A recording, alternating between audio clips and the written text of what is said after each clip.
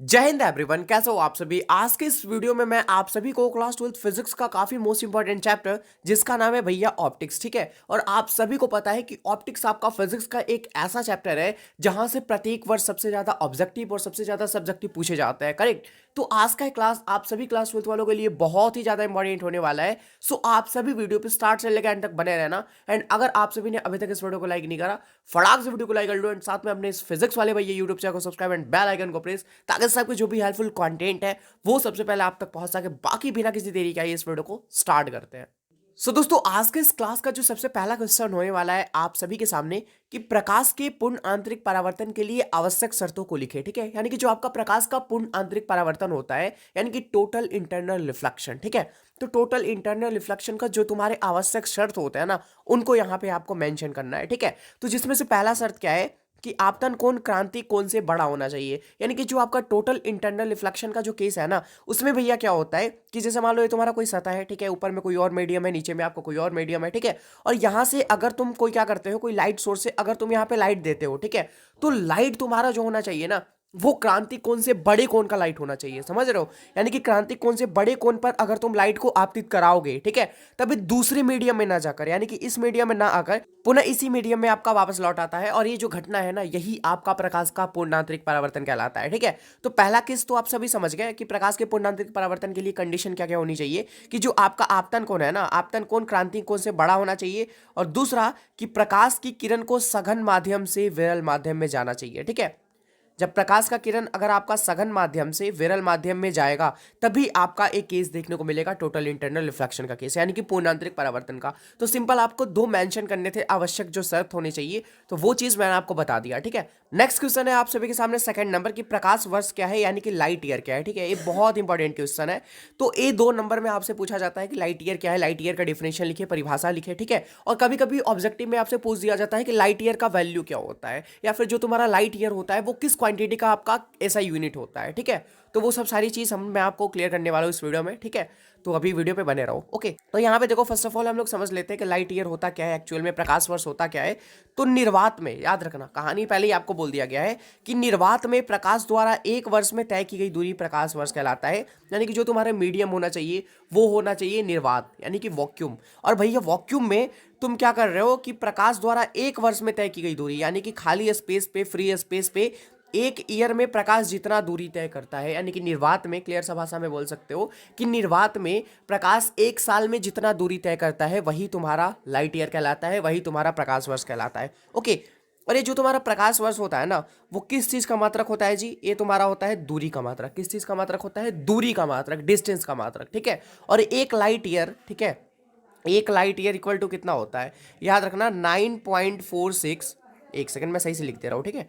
तो एक light year बराबर होता है आपका 9.46 गुने 10 का पावर 15 मीटर, मीटर, हाँ मीटर, बिकॉज ये आपका किस चीज का मात्रक होता है, दूरी का मात्रक होता है, अभी मैंने आप सभी को बताया, ठीक है।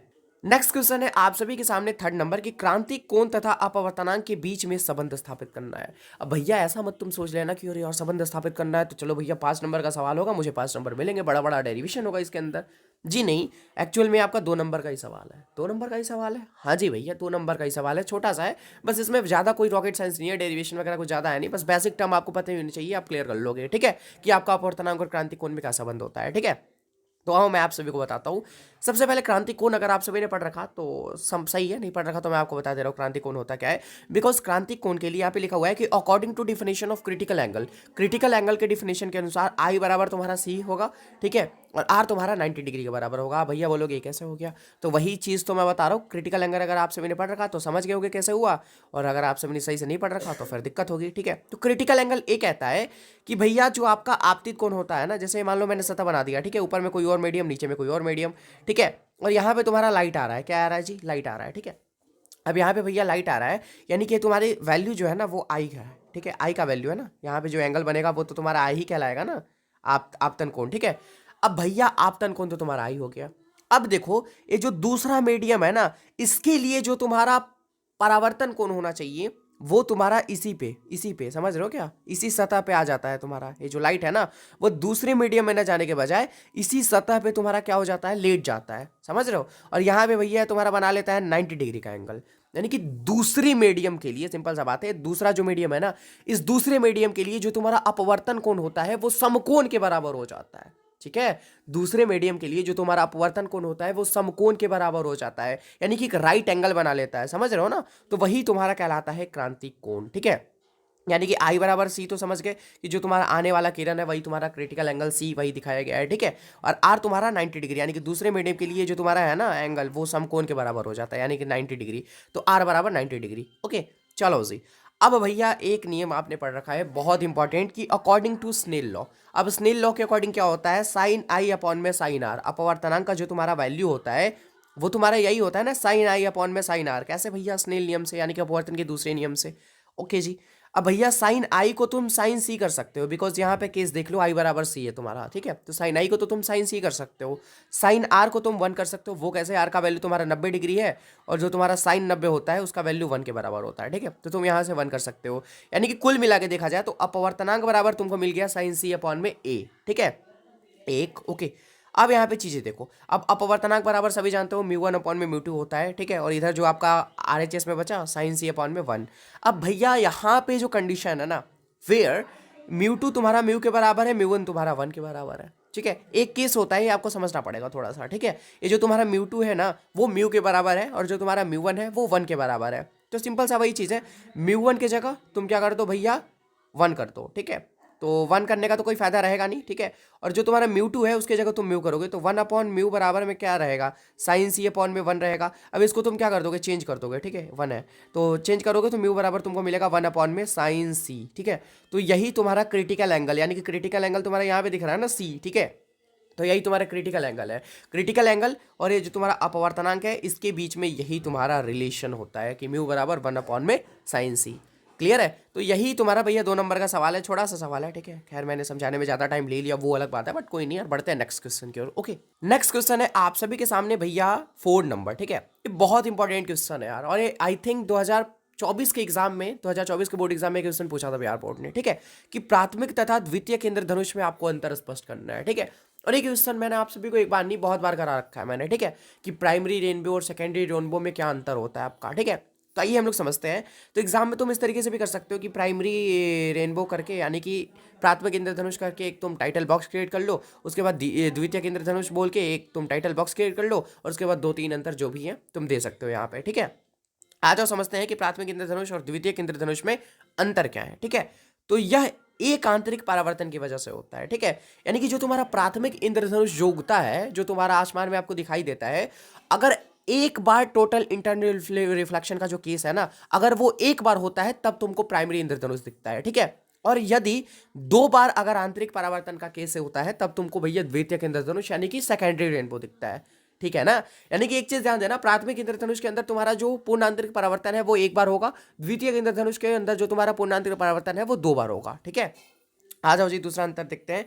लाल रंग ऊपर तथा बैगनी रंग नीचे होता है, यानी कि जो तुम्हारा प्राथमिक इंद्रधनुष है इसमें जो तुम्हारा लाल रंग है वो ऊपर होगा। ठीक है, और जो तुम्हारा बैगनी रंग है ना वो नीचे होगा, बाकी बीच में जो भी तुम्हारे कलर्स होंगे ना वो होंगे। ठीक है, चलो जी, इसमें तुम्हारा बैगनी रंग टॉप पे होगा, बैगनी रंग टॉप पे होगा, और नीचे जो तुम्हारा होगा वो रेड रंग होगा, बाकी बीच में जो तुम्हारे कलर्स होते हो वो तो होंगे ही। ठीक है, एक अंतर और देख लो। ठीक है, ज्यादा अंतर देखने की वैसे जरूरत नहीं है, द्वितीय इंद्रधनुष के अपेक्षा ज्यादा तीव्र होता है। ठीक है, तीव्र मतलब चमकीला। ठीक है, तो मतलब जो तुम्हारा प्राइमरी रेनबो होता है थोड़ा ज्यादा चमकीला होता है एज कंपेयर टू किसके, द्वितीय इंद्रधनुष का। ठीक है, तो जो तुम्हारे द्वितीय इंद्रधनुष होता है वो कम तीव्र होता है। ठीक है, प्राथमिक इंद्रधनुष की अगर बात करें जाए कंपेयर में तो ये तुम्हारा कम होता है, ज्यादा चमकीला कौन होता है, प्राथमिक। ठीक है, प्राथमिक इंद्रधनुष ज्यादा चमकीला होता है, और जो तुम्हारे द्वितीय इंद्रधनुष होता है वो थोड़ा कम चमकीला होता है। ठीक है, नेक्स्ट क्वेश्चन है आप सभी के सामने भैया 5 नंबर की, खतरे का संकेत लाल क्यों होता है। ठीक है, अब भैया तुम ये मत बोलना भैया तो मैंने पढ़ा नहीं, क्योंकि स्टार्टिंग से पढ़ते आ रहे हो, सब बेसिक चीज़ है यार। तुम 10th में 12th में कंपटीशन कर रहे हो या फिर जो भी कर रहे हो, लाइक कोई भी एग्जाम की तैयारी कर रहे हो भैया, तो सिंपल सा क्वेश्चन है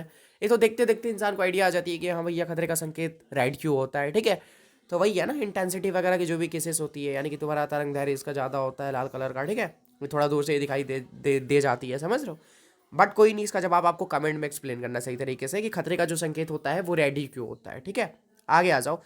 6 नंबर क्वेश्चन है कि प्रकाशिक तंतु का जो कोर है वो किस पदार्थ का बना होता है। देखो, प्रकाशिक तंतु यानी कि जो तुम्हारा ऑप्टिकल फाइबर होता है ना, ऑप्टिकल फाइबर तुम्हारा एक ऐसा डिवाइस होता है जो कि टोटल इंटरनल रिफ्लेक्शन के प्रिंसिपल पे काम करता है। ओके, अब भैया इससे क्या होता है, तुम डेटा को ट्रांसमिट करते हो एक जगह से दूसरी जगह बिना एनर्जी लॉस के, समझ रहे हो ना। तो ये जो तुम्हारा ऑप्टिकल फाइबर है, जो तुम्हारा प्रकाशिक तंतु है, इसमें तुम्हारे तीन मेन जो होते हैं ना वो एलिमेंट होते हैं, ठीक है। जैसे आप कोर देख रहे हो, कोर होता है, ठीक है, इंग्लिश में इसे क्लैडिंग कहते हैं। तो कोर हो गया, प्लास्टिक का तुम्हारा फाइबर होते हैं, समझ रहे हो। तो ऐसे तीन तुम्हारे क्या होते हैं, मेन मेन एलिमेंट्स होते हैं आपके ऑप्टिकल फाइबर के, प्रकाशिक तंतु के, ठीक है। तो प्रकाशिक तंतु का जो कोर होता है वो किस चीज का बना होता है, सिंपल सा क्वेश्चन है, एक लाइन का बस आंसर है कि जो तुम्हारा प्रकाशिक तंतु का कोर है ना, वो अच्छे शीशे का बना कार्बन होता है। क्या जी, अच्छे शीशे का बना कार्बन होता है, ठीक है। तो ये सब चीजें तुम याद रखोगे। 7 नंबर क्वेश्चन है आप सभी के सामने कि दो लेंस की क्षमताएं भैया दे रखी है, प्लस का 12 डायोप्टर, दूसरा है माइनस का 2 डायोप्टर। इन्हें संपर्क में समक्षीय रूप से रखने पर संयोग की गई जो फोकस दूरी होगी वो कितनी होगी। तो भैया सिंपल सा चीज है ना, संकाय की तुम क्षमता निकाल दो, यानी कि जो तुम्हारा लेंसेस है दो, तो जो तुम्हारे दो लेंसेस हैं उनका तुम क्षमता निकालना चाहते हो, तो तुम्हारे सामने दे रखे है वैल्यू 12D हो गया और माइनस का 2D हो गया। डी इन द सेंस क्या, डायोप्टर तुम्हारा, ठीक है, जो कि लेंस का ऐसा ही मात्रक होता है, तुम्हारा लेंस की क्षमता का ऐसा ही मात्रक, ठीक है। तो प्लस में 12D प्लस का माइनस 2D करोगे तुमको 10D मिल जाएगा, फोकस दूरी निकाल सकते हो इस फॉर्मूले से। सिंपल सा क्वेश्चन है यार।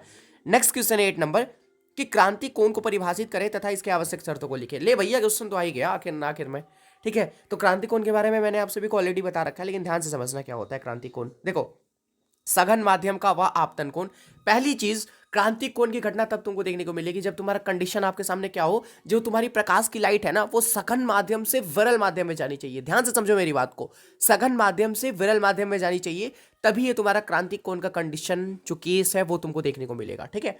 तो सघन माध्यम का वह आपतन कोण जिसके लिए विरल माध्यम में अपवर्तन कोण समकोण के बराबर हो जाता है। मैंने बोल रखा था ना कि भैया ये तुम्हारा मान लो सतह है, ऊपर दूसरा मीडियम है, नीचे दूसरा मीडियम है, तो सघन माध्यम के लिए वह आपतन कोण जो विरल माध्यम के लिए क्या हो जाता है, समकोण के बराबर हो जाता है, यानी कि 90 डिग्री का एंगल बना लेता है, ठीक है। तभी तुम देख रहे थे आर बराबर 90 डिग्री वहां पे पीछे, ठीक है। तो वही चीज है, समकोण के बराबर हो जाता है तो तुम्हारा क्रांतिक कोण यानी कि क्रिटिकल एंगल कहलाता है, ठीक है। अब आ जाओ जी, इसके दो आवश्यक शर्तें पूछ रखा है ना, तो आइए हम लोग समझते हैं। तो एक आवश्यक शर्त तो मैंने आपको पहले ही बता दिया कि जो प्रकाश की किरण है वो सघन माध्यम से विरल माध्यम में जानी चाहिए, अपवर्तन कोण 90 डिग्री होने चाहिए। ऑफ कोर्स ही बात है यार, भैया तुम डेफिनेशन पढ़ोगे तो तुमको क्लियर हो ही जाएगा कि भैया जो अपवर्तन कोण है वो समकोण के बराबर हो जाता है, ठीक है। तो यानी कि भाई अपवर्तन कोण जो तुम्हारा है ना वो 90 डिग्री, ठीक है, 90 डिग्री होनी चाहिए। चलो जी, दो मोस्ट इंपॉर्टेंट और क्वेश्चन रह गए इस चैप्टर के कि माध्यम के अपवर्तनांक से आप क्या समझते हैं। सिंपल सा बात है, किसी माध्यम का अपवर्तनांक वह संख्या है, ये जो तुम्हारा माध्यम का अपवर्तनांक होता है ना, यह एक नंबर होता है। क्या होता है जी, नंबर होता है जो शो करता है कि भैया किसी माध्यम में प्रकाश की चाल किसी दूसरे माध्यम में प्रकाश की चाल की अपेक्षा कितना गुना कम या फिर अधिक है, यही तुम्हारा अपवर्तनांक कहलाता है। ध्यान से समझना, अगर आप सभी को नहीं समझ में आता है तो मैं समझा रहा हूँ यहाँ पे, ठीक है। जैसे मान लो तुम्हारा एक ऐसा सतह है, ठीक है, ऊपर में भैया मान लो एयर है और नीचे में मान लेता हूँ वाटर है, दो अलग अलग मीडियम है। अब भैया मैं यहाँ से प्रकाश को भेजता हूँ, ठीक है, मैं ब्लैक कलर ले लूँ क्या, थोड़ा क्लियरिटी दिखेगी चीज़ों में। तो जैसे मान लो ये तुम्हारा क्या सतह है और यहाँ से मैंने प्रकाश डाला, ठीक है, और ये दूसरे माध्यम में प्रकाश आया।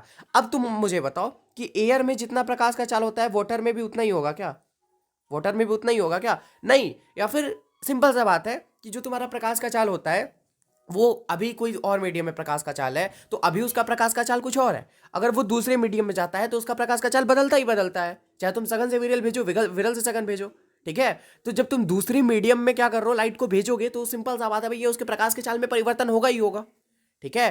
तो जो परिवर्तन होगा ना, तो कितना परिवर्तन हुआ, कितना परिवर्तन हुआ, ये जो परिवर्तन होता है ना यही तुम्हारा मेजर करता है अपवर्तनांक, यही तुम्हारा अपवर्तनांक कहलाता है कि आखिर कितना प्रकाश का चाल आखिर कितना कम या फिर ज्यादा हुआ, ठीक है। फिर से एक बात देखो, ठीक है, क्लियर हो जाएगा कि किसी माध्यम का अपवर्तनांक वह संख्या है जो किसी माध्यम में प्रकाश की चाल, सिंपल सा बात है कि किसी माध्यम का अपवर्तनांक वह संख्या है जो किसी माध्यम में प्रकाश की चाल किसी दूसरे माध्यम में प्रकाश की चाल की अपेक्षा कितना गुना कम या फिर अधिक है, अपवर्तनांक कहलाता है। वही चीज मैंने आपको बताया ना कि भैया जो प्रकाश की चाल है वो दूसरे मीडियम में जाने पे चेंज हो जाती है, तो कितनी चेंज होती है, वही चीज आपका अपवर्तनांक कहलाता है। सिंपल सा बात है भैया, इसे तुम शो करते हो म्यू से, किस चीज से, म्यू से, ओके। और सबसे ज्यादा जो अपवर्तनांक होता है वो तुम्हारा किसका होता है, हीरा का होता है, याद रखना 2.42 होता है। ये ऑब्जेक्टिव में बहुत बार पूछा गया क्वेश्चन है, ठीक है, रगड़ के पूछा है बिहार बोर्ड ने। चलो जी, नेक्स्ट क्वेश्चन है आप सभी के सामने 10 नंबर कि प्रकाश के वर्ण विक्षेपण को समझाइए। बहुत इजी क्वेश्चन है। जब श्वेत प्रकाश किसी पारदर्शी प्रिज्म से टकराता है तो प्रकाश अपने अवयवी रंगों में विभक्त हो जाता है, इस घटना को प्रकाश का वर्ण विक्षेपण कहते हैं। नहीं समझ में आया ना, चलो मैं समझा रहा हूँ आपको। देखो सिंपल सा चीज है भाई कि एक सेकंड में यहाँ पे पहले प्रिज्म बना लेता हूँ, ठीक है, क्या बना लेता हूँ जी, प्रिज्म में इस तरीके से बना लेता हूँ। ये मान लो तुम्हारा कोई पारदर्शी प्रिज्म है, ठीक है, कोई पारदर्शी प्रिज्म है, ठीक है, सही से बन जा भाई। चलो ये कोई पारदर्शी प्रिज्म है। अब यहाँ से भैया तुम्हारा श्वेत प्रकाश की किरण आई, ठीक है, श्वेत प्रकाश की किरण आई और श्वेत प्रकाश की जो किरण है ना वो जैसे ही आई ये पारदर्शी प्रिज्म से टकराई और उसके बाद ये अपने अवयवी रंगों में विभक्त हो गई। क्या हो गई जी? अवयवी रंगों में विभक्त हो गई। 7 रंग होते हैं, इसके 7 अवयवी रंग होते हैं और सातों अवयवी रंग में क्या हो गए? विभक्त हो गए। यही तुम्हारा जो प्रक्रिया है, यही तुम्हारा प्रोसेस कहलाता है वर्ण विक्षेपण। ठीक है, प्रकाश का वर्ण विक्षेपण। सिंपल सा बात है, एक श्वेत प्रकाश आई, किसी पारदर्शी प्रिज्म से टकराई और उसके बाद टकराने के बाद अपने अवयवी रंगों में विभक्त हो गई। यही तुम्हारा वर्ण विक्षेपण कहलाता है। ठीक है, तो आज के इस क्लास में हमने ऑप्टिक्स चैप्टर की, ऑप्टिक्स आपका एक बहुत मोस्ट इंपॉर्टेंट चैप्टर है यार। ठीक है, बहुत सारे लोग हल्के में लेते हैं, हल्के में मतलब यार सबसे ज्यादा ऑब्जेक्टिव सब्जेक्टिव इसी क्वेश्चन से बनते हैं अगर देखा जाए तो। ठीक है, तो आज के लिए इतना रहने देते हैं। नेक्स्ट वीडियो में मिलेंगे हम लोग जल्दी के किसी नए वीडियो के साथ। तब तक के लिए आप सभी को be positive, keep doing, wish all the very best. Thank you so much आप सभी को। जय हिंद एंड लव यू बच्चों।